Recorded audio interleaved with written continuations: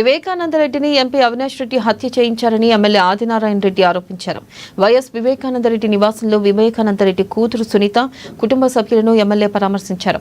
హత్య చేసిన వాళ్లు దగ్గరుండి ఇంట్లో ఉన్న రక్తపు మడుగులను కడిగిన విషయం ప్రజలందరికీ తెలుసన్నారు. రక్తపు మడుగులు కడిగేటప్పుడు మీడియా వారు తమను ఎందుకు లోపలికి రానివ్వలేదని ప్రశ్నించారు. వారు హత్య చేయకుంటే రక్తం మడుగులు ఎందుకు కడగాలని ఎమ్మెల్యే నిలదీశారు. ఇది స్వయంగా వైఎస్ జగన్మోహన్ రెడ్డి ఆధ్వర్యంలో అవినాష్ రెడ్డి వారి యొక్క ఆధ్వర్యంలో జరిగిన 100% హత్యని తెలిసి ఆ స్పాట్ కూడా వాళ్ళు చెప్పే ప్రాంతం చూసి ఆయన ఫోటో చూస్తే ఎంత బాధాకరం. మాకు రాజకీయ విభేదాలు ఉండవచ్చు, కానీ ఇటువంటి దరిద్రపు ఆలోచన ఈ వైఎస్ జగన్మోహన్ రెడ్డి అవినాష్ రెడ్డికి రావడం చాలా బాధాకరం. కానీ తెలిసి ఇది అవినాష్ రెడ్డికి ఆ రోజు ఇది 2019 ఆగస్టు కాదు కదా, మార్చి 15 నాటి ఇష్యూ, అంటే 6 సంవత్సరాల 3 నెలల కిందటి మాట.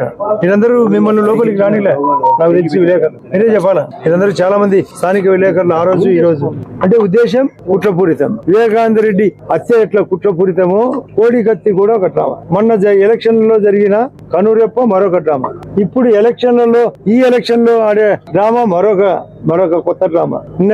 పోలీసులను కూడా విమర్శించడం మరొక డ్రామా. ఈ డ్రామాలమయం